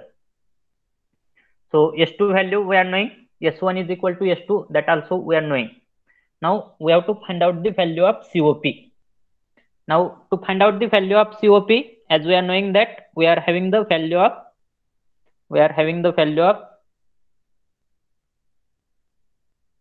H1, we are having the value of H4, only value of H2 is unknown. So how to calculate the value of H2? So for calculation of value of H2 म्हणजे हा point, त्या पॉइंटची value of H2 calculate करण्यासाठी आपल्याला काय माहित आहे, H2 dash माहित आहे. ए बाबा वेट ना सर, आपल्याला काय माहित आहे, H2 डॅश माहित आहे. त्यामुळे H2 कॅल्क्युलेट करायचं असेल तर H2 dash plus Cp into delta H, sorry Cp into delta T. त्यापैकी T2 माहित आहे आपल्याला, T2 डॅश माहित आहे, H2 डॅश माहित आहे. या ठिकाणी पण अननोन काय राहतंय, Cp अननोन राहतोय. त्यामुळे Cp कसा कॅल्क्युलेट करणार आहे आता, Cp जर कॅल्क्युलेट करायचं असेल तर काय, कोणते मेथड यूज करणार आहे, तुम्हाला काय माहित आहे, S2 ची व्हॅल्यू माहित आहे. या ठिकाणी S2 ची व्हॅल्यू माहित आहे. S2 साठीचा फॉर्म्युला कोणता यूज करू शकता तुम्ही, S2 ची व्हॅल्यू किती आहे, या ठिकाणी S2 ची व्हॅल्यू 1.637 किलो जूल पर केजी केल्विन, ती S2 ची व्हॅल्यू आहे. S2 साठी फॉर्म्युला कोणता यूज करू शकताय, so you can use the formula as S2 dash. S2 म्हणजे काय झालं, या ठिकाणची S2 डॅश प्लस हा डेल्टा एस झाला, S2 डॅश प्लस हा डेल्टा एस झाला. आता हा डेल्टा एस कसा घेणार आहे तुम्ही, delta S is nothing but Cp into ln of T superheated divided by T saturated. त्यापैकी तुम्हाला काय माहित आहे, या ठिकाणी S2 ची व्हॅल्यू माहित आहे, S2 डॅश ची व्हॅल्यू माहित आहे, ln ऑफ T सुपरहिटेड ची पण व्हॅल्यू माहित आहे 60 डिग्री, T सॅच्युरेटेड ची पण व्हॅल्यू माहित आहे. या ठिकाणी कशाची व्हॅल्यू मिळेल तुम्हाला, Cp ची व्हॅल्यू मिळेल. So you will get the value of Cp. आता या ठिकाणी 2.3 कशासाठी घेतलेलं आहे, जर एलएनचं कन्वर्जन लॉग मध्ये करायचं असेल, एलएनचं कन्वर्जन जर तुम्हाला कॅल्सी वरती नॅचरल लॉग कसा फाइंड आउट करायचा हे जर माहित नसेल तर सिम्पली काय करा, एलएनचं कन्वर्जन लॉग मध्ये करा. एलएनचं कन्वर्जन लॉग मध्ये करण्यासाठी तुम्हाला काय करावं लागणार आहे, 2.3 न मल्टिप्लाय करावं लागणार आहे. त्या आन्सरला नॅचरल आपलं लॉग मध्ये घ्या आणि त्या आन्सरला 2.3 न मल्टिप्लाय केलं तुम्हाला काय मिळतोय, त्याचा नॅचरल लॉग मिळतोय. जर एलएन नॅचरल लॉग कसा कॅल्क्युलेट करायचा हे जर माहित असेल तर वेल and good.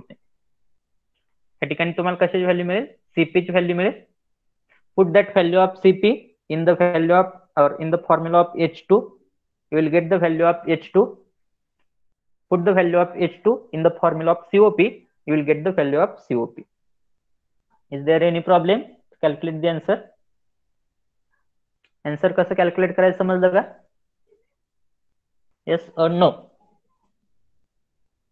Give the comment. Okay.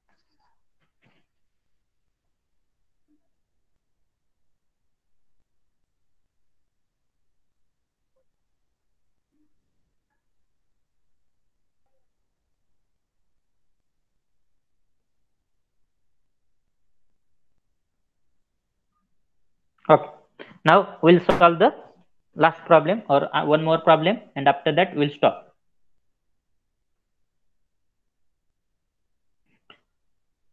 Second problem. We'll read the problem. Pratikesh Kumbar, read the problem. Don't leave the meeting or don't leave the lecture. We'll take 5 to 10 minutes. Yes, we'll sir. complete this problem, or maximum 10 minutes, and after that we'll stop there. Read the problem. A vapor compression refrigerator works between the pressure limits of 60 bar and 25 bar. The working fluid is just dry at the end of compression, and there is no undercooling of the liquid before expansion valve. Determine first COP of the cycle, second capacity of refrigerator if fluid flow is at the rate of 5 kg per minute. Given data, pressure in bar, saturated temperature in Kelvin, enthalpy kilojoule per kg, entropy kilojoule per kg Kelvin. Okay. So here this is the problem. Now here if you see the problem, we'll go little bit fast. If you are having any problem, if you are having any doubt, you can ask in between. So here they have mentioned, आता पाठीमागच्या problem मध्ये temperature limit दिलं होतं, या ठिकाणी काय दिलेलं आहे, प्रेशर लिमिट दिलेलं आहे. प्रेशर लिमिट किती आहे, 60 बार आणि 25 बार, 60 बार आणि 25 बार. The working fluid is just dry at the end of compression. Working fluid is just dry at the end of compression and there is no undercooling of the liquid. There is no undercooling of the liquid before expansion. Undercooling of the liquid before expansion wall. सांगा type कोणता आहे सांगा.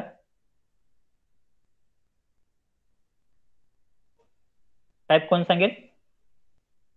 The working fluid is just dry at the end of compression and there is no undercooling at the there is no undercooling of the liquid before expansion wall. कारण की जोपर्यंत तुम्हाला type समजत नाही तोपर्यंत तुम्हाला पीएच आणि टीएस डायग्राम ड्रॉ करता येणार नाही, आणि जोपर्यंत तुम्हाला पीएच आणि टीएस डायग्राम ड्रॉ करता येणार नाही तोपर्यंत तुम्हाला प्रॉब्लेम सॉल्व्ह करता येणार नाही. त्यासाठी आपण जास्तीत जास्त वेळ कशासाठी घालवलेला आहे, पीएच आणि टीएस डायग्राम ड्रॉ करण्यासाठी घालवलेला आहे. तर त्याचं बेसिक कव्हर करण्यासाठी घालवलेलं आहे. समजते कशासाठी घालवलं आहे. Will tell what is the type of fisheries system? Standard. Standard. Yes. ते वाचा, अंडरलाईन केलेलं वाचा. स्टँडर्ड मध्ये काय असतं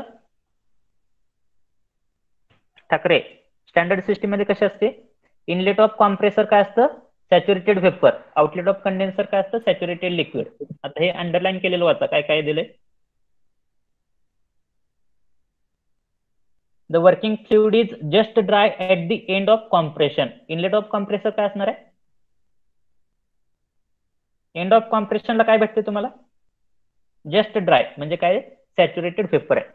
त्या ठिकाणी तुम्ही जर वाचलं, the working fluid is just dry, पण जस्ट ड्राय कशामध्ये, जर inlet of compressor just dry असतं तर तो तुमचं काय झाली असते, स्टँडर्ड सिस्टीम झाली असते. पण ह्या ठिकाणी काय, आउटलेट ऑफ कॉम्प्रेशन आहे, म्हणजे एंड ऑफ कॉम्प्रेशनला जस्ट ड्राय आहे. म्हणजे इनलेटला काय असणार आहे, ऑटोमॅटिकली और बाय डिफॉल्ट इनलेटला काय असणार आहे, लिक्विड वेट असणार आहे. इनलेट ऑफ कॉम्प्रेसर काय असणार आहे, वेट वेपर असणार आहे. आउटलेट ऑफ कॉम्प्रेसर काय, saturated vapour. Inlet of compressor wet, ज्यावेळेस इनलेट ऑफ कॉम्प्रेसर वेट असेल त्याच वेळेस आउटलेटला काय भेटणार आहे तुम्हाला, सॅच्युरेटेड भेटणार आहे. बरोबर आहे का. Yes sir. ज्यावेळेस इनलेट ऑफ कॉम्प्रेसर वेट असेल त्याच वेळेस आउटलेटला काय भेटणार आहे, सॅच्युरेटेड भेटणार आहे. सो आणि there is no under cooling म्हणजे काय असणार आहे, नो अंडर कुलिंगचा अर्थ काय होते, आउटलेट ऑफ कंडेन्सर काय झाला, सॅच्युरेटेड लिक्विड झाला. So type of fisheries is nothing but inlet of compressor wet vapour, outlet of compressor saturated vapour and outlet of condenser saturated liquid. आणि ह्या ठिकाणी दोनच प्रेशर दिले, 60 बार 25 बार. त्यापैकी 60 बार कशाच्या करस्पॉन्डिंगचा असणार आहे, हायर प्रेशर कशाच्या करस्पॉन्डिंग असणार आहे, कंडेन्सरच्या. लोअर प्रेशर कशाच्या करस्पॉन्डिंग असणार आहे, इव्हापोरेटरच्या. आपल्याला काय काय फाइंड आउट करायचं आहे, पहिली गोष्ट म्हणजे सीओपी फाइंड आउट करायचे आणि दुसरी म्हणजे capacity of refrigerator if flow और fluid flow is 5 kg per minute. So first of all, this is the given data. So this is the tabular format. First of all, we have to draw the pH and TS diagram. आता pH आणि TS diagram कशी येणार आहे, so this will be your pH and TS diagram. म्हणजे सुरुवातीला काय येणार आहे तुमचं, दोन प्रेशर लाईन येणार आहेत. कोणत्या दोन प्रेशर लाईन असणार आहेत, एक म्हणजे इव्हापोरेटिंग प्रेशर आणि दुसरं म्हणजे कंडेन्सर प्रेशर. त्यापैकी ही जी आहे ती तुमची कोणती झाली, इव्हापोरेटिंग प्रेशर लाईन झाली. ही जी आहे ती कंडेन्सर प्रेशर लाईन झाली. This is nothing but condenser pressure line. Point number 1 कुठं असणार आहे, पॉईंट नंबर 1 पेक्षा पॉईंट नंबर 2 दिलेला आहे त्यांनी तुम्हाला. पॉईंट नंबर 2 म्हणजे काय दिलेलं आहे त्यांनी, outlet of condenser sorry outlet of compressor is saturated vapour और just dry at the outlet of compressor. म्हणजे पॉईंट नंबर 2 काय असणार आहे तुमचा, आउटलेट ऑफ कॉम्प्रेसर काय असणार आहे, सॅच्युरेटेड वेपर. पण प्रेशर कोणतं असणार आहे, कंडेन्सर प्रेशर. हे प्रेशर जे असणार आहे ते कोणतं असणार आहे, कंडेन्सर प्रेशर. हे जे असणार आहे ते कोणतं असणार आहे, इव्हापोरेटिंग प्रेशर असणार आहे. हा चार्ट असा असणार आहे, असं कम्प्लीट होणार आहे. समजते का. आणि इथून जर तुम्ही प्रोसेस बॅक प्रोसेस फॉलो केली तर तुमचा पॉईंट नंबर 1 कुठे येणार आहे, ह्या ठिकाणी पॉईंट नंबर 1 येणार. आणि हा काय असणार आहे तुमचा, वेट रिजन मध्ये असणार आहे. समजतंय? हे समजतंय का? होय की नाही? ही झाली तुमची पीएच आणि टीएच डायग्राम. पॉईंट नंबर 1 कशामध्ये? वेट रिजन मध्ये. Point number 2 that is nothing but outlet of compressor as a saturated paper, outlet of condenser as a saturated liquid. या ठिकाणी पण काय सॅच्युरेटेड लिक्विड आहे. समजतंय? आता नेक्स्ट स्टेप काय असते आपली? नेक्स्ट स्टेप काय असते? कोण सांगेल? कोण सांगेल नेक्स्ट स्टेप काय असते? Given data. गिवन डेटाच्या अगोदर आपल्याला काय करायचं असतं? ज्या ठिकाणी तुमच्या इव्हापरेटिंग आणि condenser pressure line saturated liquid आणि सॅच्युरेटेड पेपरला इंटरसेक्ट करतात त्या ठिकाणी पॉईंट नंबर द्यायचे असतात. हा तुमचा कोणता येणार आहे? Point number 4 dash. हा तुमचा पॉईंट कोणता येणार आहे? पॉईंट नंबर 1 डॅश येणार आहे. हा पॉईंट नंबर 1 डॅश. सिमिलरली या ठिकाणी काय येणार आहे? हा तुमचा पॉईंट नंबर 1 डॅश येणार आहे. हा तुमचा पॉईंट नंबर 4 डॅश येणार आहे. ऍक्च्युअली ह्या ज्या लाईन असतात ह्या ज्या लाईन असतात ह्या पीएच चार्टच्या आतमध्ये असतात. म्हणजे तुमचा हा टीएसचा जो काय ग्राफ आहे किंवा वाय ऍक्सिस जो आहे तो ह्या ठिकाणी कुठेतरी पाहिजे. मी बुक मधून घेतलेलं त्यामुळे हे असे डायग्राम आलेले. आणि हा तुमचा प्रेशरचा जो चार्ट आहे तो किंवा प्रेशरचा जो लाईन आहे ते ह्या ठिकाणी कुठेतरी पाहिजे. आता ह्या ठिकाणी 60 बार जे आहे 60 बार कशाच्या करस्पॉन्डिंगचा आहे? दिस इज करस्पॉन्डिंग टू कोणतं प्रेशर आहे? Condenser pressure. This is corresponding to evaporating pressure. आता फक्त मला काय करा, ह्यातले व्हॅल्यू कोणते आहेत सांगा. हे कसं रीड करणार तुम्ही? 295 केल्विन म्हणजे काय? This is the pressure, sorry, this is the temperature of, this is the saturated temperature corresponding to condenser pressure. Saturated temperature corresponding to condenser pressure म्हणजे काय? कोणते पॉईंट झाले? कोणते पॉईंट झाले? T3 is equal to T2. T2 is equal to T3. आता हे temperature आहे, saturated temperature आहे करस्पॉन्डिंग टू कंडेन्सर प्रेशर. म्हणून कोणते डायग्राम बघणार तुम्ही? टीएस डायग्राम बघणार. ही टीएस डायग्राम बघा. हे जे आहे ते तुमचं काय झालं? कंडेन्सर प्रेशर झालं. कंडेन्सर प्रेशरच्या करस्पॉन्डिंगचं सॅच्युरेटेड टेम्परेचर म्हणजे हे T2 is equal to T3 झालं. T2 is equal to T3, sorry, T2 is equal to T3 झालं. आणि हे जे आहे ते कशाचं आहे? Saturated temperature corresponding to, saturated temperature corresponding to कशाचं झालं? तुमच्या इव्हापरेटिंग प्रेशर. हे तुमचं इव्हापरेटिंग प्रेशर लाईन आहे. त्याच्या करस्पॉन्डिंगचं सॅच्युरेटेड टेम्परेचर म्हणजे काय झालं? T1 dash is equal to T4 dash which is equal to T4 which is equal to T1. कारण की हिथून T4 डॅश पासून T1 डॅश पर्यंत जे काही हिट ऍब्झॉर्ब होणार आहे ती कोणती असणार आहे? तुमची फक्त लॅटेंट हीट असणार आहे. लॅटेंट हीट मध्ये काय होते? फक्त फेज चेंज होते. टेम्परेचर काय राहणार आहे? सेमच राहणार आहे. त्यामुळे त्या ठिकाणी जर बघितलं तुम्ही तर कंडेन्सर प्रेशर म्हणजेच कोणतं झालं तुमचं? कंडेन्सर प्रेशर म्हणजे P1 is equal to P4, sorry, evaporating pressure किती आहे? 25 बार. म्हणजे P1 is equal to P4 is equal to evaporating pressure is equal to 25 bar. Condenser pressure म्हणजेच कोणतं झालं तुमचं? P2 is equal to P3 which is nothing but condenser pressure 60 bar. त्यानंतर temperature हे जे आहे ते ह्या ठिकाणचं लोअर टेम्परेचर जे आहे 261 ते म्हणजेच काय झालं तुमचं? T1 is equal to T4 which is equal to T1 dash is equal to T4 dash आणि T2 is equal to T3 is equal to 295 kelvin. आता ह्या ज्या व्हॅल्यू आहेत ह्या व्हॅल्यू सांगा कोणत्या आहेत फक्त मला. पहिली जी व्हॅल्यू आहे ती कशाची आहे? पहिला कॉलम जो आहे तो एन्थाल्पीचा आहे. त्यातलं सॅच्युरेटेड लिक्विड, सॅच्युरेटेड वेपर. ही व्हॅल्यू कशाची असणार आहे? Enthalpy of saturated liquid corresponding to condenser pressure. सांगा कोणती असणार आहे? Enthalpy of saturated liquid corresponding to condenser pressure. हे कंडेन्सर प्रेशर त्याच्या करस्पॉन्डिंग टू सॅच्युरेटेड लिक्विड म्हणजे हा पॉईंट. कोणती व्हॅल्यू असणार आहे ही? एच कोणती? H3. Condenser pressure saturated liquid. Condenser pressure saturated liquid enthalpy म्हणजे ही झाली तुमची H3 ची value. This is nothing but value of H3. Second value condenser pressure किंवा enthalpy of saturated vapour corresponding to condenser pressure. Condenser pressure H2. H2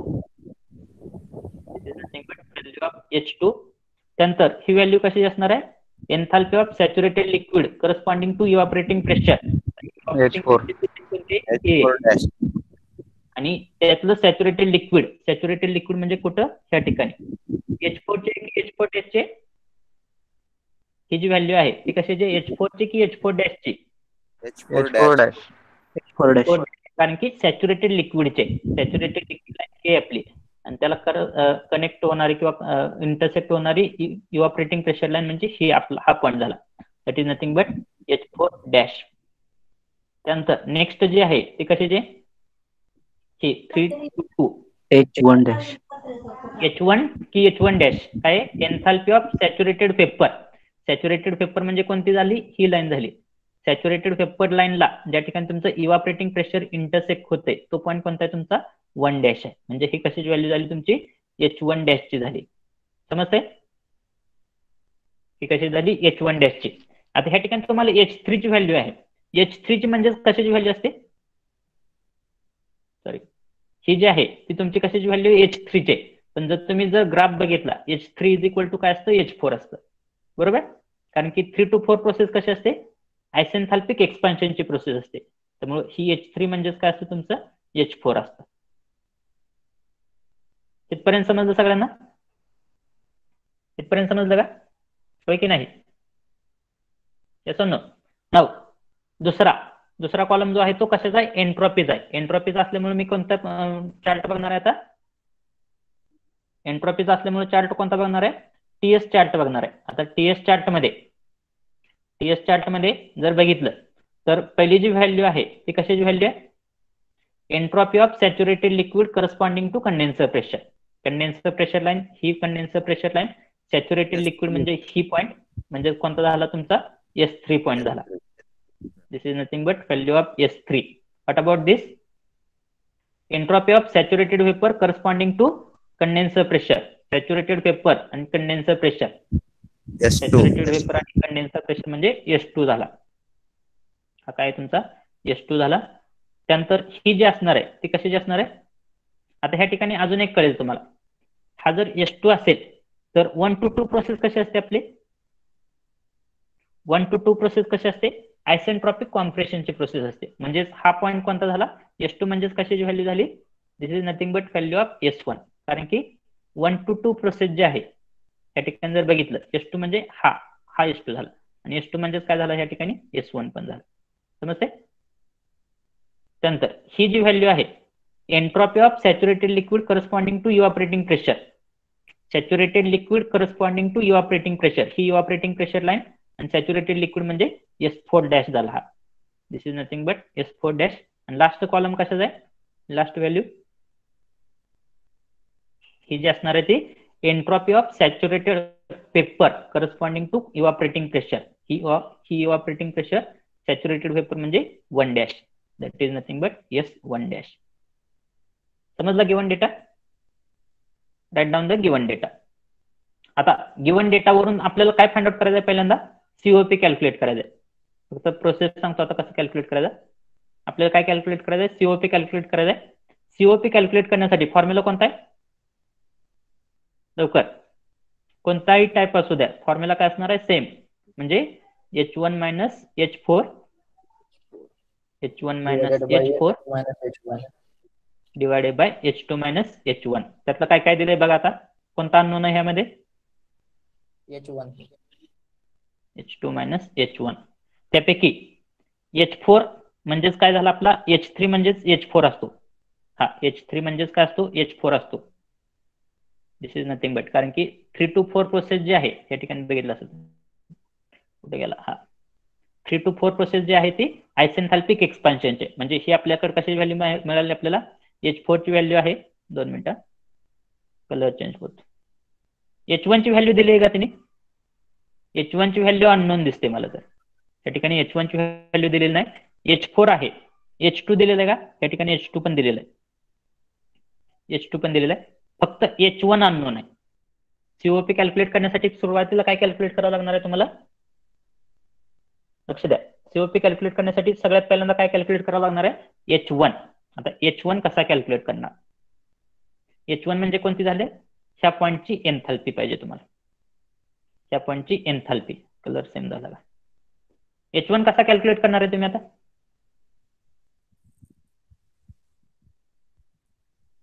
कोण सांगेल H1 कसा calculate करायचा H1 minus delta H. Okay त्या ठिकाणी तुम्हाला H1 calculate करायचं. ह्या ठिकाणची H1 ची व्हॅल्यू फाइंड आउट करायची. H1 डॅश तुम्ही जर म्हणत असाल H1 कसा कॅल्क्युलेट करायचा, H1 डॅश माहित आहे तुम्हाला, त्यावरून डेल्टा H मायनस करणार. पण डेल्टा H साठी काय लागते तुम्हाला, डेल्टा H साठी काय लागते, CP इंटू डेल्टा टी. आणि ह्या ठिकाणी जर डेल्टा टी जर बघितला तुम्ही, डेल्टा टी किती येते, कारण की त्या ठिकाणी काय होते, फक्त लॅटेंट हीट ऍब्झॉर्ब होते. लॅटेंट हीट मध्ये टेम्परेचर सेम असतं. डेल्टा टी काय येणार आहे, 0 येणार आहे. म्हणजे त्या प्रोसेसनं फाइंड आउट करू शकता का तुम्ही, त्या प्रोसेसनं फाइंड आउट करू शकत नाही. त्यासाठी दुसरी मेथड काय, H1 ची व्हॅल्यू माहित असण्यासाठी तुम्हाला सगळ्यात पहिल्यांदा काय माहिती पाहिजे, ड्रायनेस फ्रॅक्शन माहित पाहिजे. That is nothing but value of x. तर फॉर्म्युला काय असणार आहे ह्या ठिकाणी, H1 म्हणजेच काय असणार आहे, ह्या मेथडनं पण जाऊ शकतो. आता तुम्हाला H4 डॅश माहित आहे, बरोबर. H1 म्हणजेच काय झालं, H4 dash plus dryness fraction x into HFG. HFG म्हणजेच काय असतो, HFG म्हणजे काय असतो, HG मायनस HF. म्हणजेच काय झालं, x into H1 dash minus H4 dash. ह्या फॉर्म्युल्याने तुम्हाला काय मिळेल, H1 ची व्हॅल्यू मिळेल. पण हा फॉर्म्युला जर यूज करायचा म्हटलं तर H4 डॅश ची व्हॅल्यू माहित आहे तुम्हाला, त्या ठिकाणी H4 डॅश ची व्हॅल्यू माहित आहे, H1 डॅश ची पण व्हॅल्यू माहित आहे, H4 डॅश ची पण व्हॅल्यू माहित आहे. पण एक्स ची व्हॅल्यू माहित आहे का, ड्रायनेस फ्रॅक्शन दिलाय का त्यांनी, ड्रायनेस फ्रॅक्शन दिलेलं आहे का, ड्रायनेस फ्रॅक्शन दिलेलं नाही. जर त्यासाठी तुम्हाला सुरुवातीला काय करावं लागणार आहे, ड्रायनेस फ्रॅक्शन काढावं लागणार आहे. आता ड्रायनेस फ्रॅक्शन कसा कॅल्क्युलेट करायचा, आता तिथं एन्थाल्पी वरून तर काय जमत नाही आपल्याला.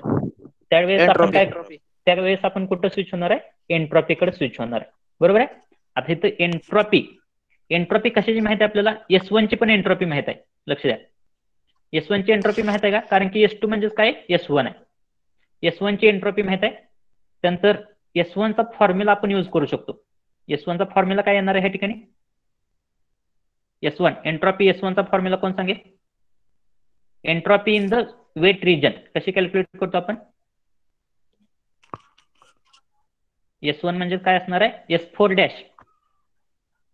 S1 म्हणजे काय असणार आहे, S4 डॅश म्हणजे ह्या ठिकाणची एंट्रॉपी प्लस ड्रायनेस फ्रॅक्शन, बरोबर, एक्स इंटू SFG. SFG म्हणजे काय, SG मायनस SF. म्हणजेच काय झालं, S1 dash minus S4 dash, S1 dash minus S4 dash. आता ह्या ठिकाणी तुमच्याकडे काय माहित आहे तुम्हाला, S1 त्याची व्हॅल्यू माहित आहे तुम्हाला, ही व्हॅल्यू जी आहे ती S1 ची आहे. That means you are knowing the value of S1, whether you are knowing the value of S4 dash. ही जी आहे ती कशाची व्हॅल्यू, S4 डॅश ची value. Whether you are knowing the value of S1 dash, ही जी आहे ती कशाची व्हॅल्यू, S1 डॅश ची value. Whether you are knowing the value of S4 dash, yes you are knowing the value of S4 dash. म्हणजे ह्या ठिकाणी सगळ्या व्हॅल्यू आहेत एक्सेप्ट एक्स. म्हणजे ह्या ठिकाणी तुम्हाला कशाची व्हॅल्यू मिळणार आहे, ड्रायनेस फ्रॅक्शनची व्हॅल्यू मिळणार आहे, ही व्हॅल्यू ऑफ एक्स मिळणार आहे. ही व्हॅल्यू ऑफ एक्स कुठं पुटअप करणार आहे तुम्ही, H1 च्या फॉर्म्युल्यामध्ये पुटअप करणार आहे. त्यावरून तुम्हाला कशाची व्हॅल्यू मिळणार आहे, H1 ची व्हॅल्यू मिळणार आहे. ती व्हॅल्यू कशामध्ये पुटअप करणार आहे, ह्या फॉर्म्युल्यामध्ये पुटअप करणार आहे. तुम्हाला कशाची व्हॅल्यू मिळेल, COP ची मिळेल. किती जणांना समजलं की नाही.